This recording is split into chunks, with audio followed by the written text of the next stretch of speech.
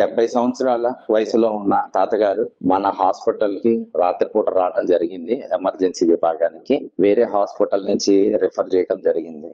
So తాతగారు వచ్చినప్పటికి స్పృహలో లేరు. వాళ్ళ అటెండర్స్ అడగటం తోటి మనకు తెలిసింది ఏంటంటే గత 6-7 రోజుల నుంచి వాంతులు, విరోచనాలు, దాని తర్వాత విపరీతమైన జ్వరం, కడుపులో నొప్పి, దాని తర్వాత కంప్లీట్ గా మూత్రం బంద్ కావటం తోటి మన దగ్గరకు రిఫర్ చేసేయటం జరిగింది. ఆల్కహాల్ తీసుకుంటారంటే గత 30 సంవత్సరాల నుంచి రెగ్యులర్ గా ఆల్కహాల్ తీసుకుంటారనమాట తాతగారు.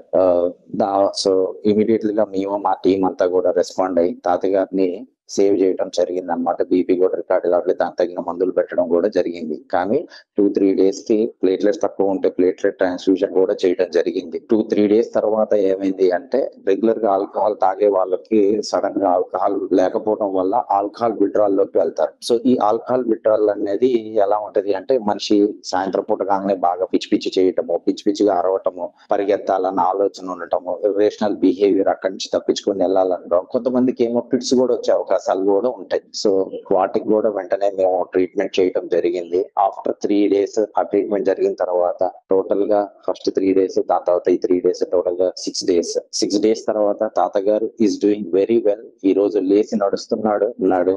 అను ఎలా ఉంది తాతగారు? బాగుందా? చెప్పాలి. బానే ఉందా?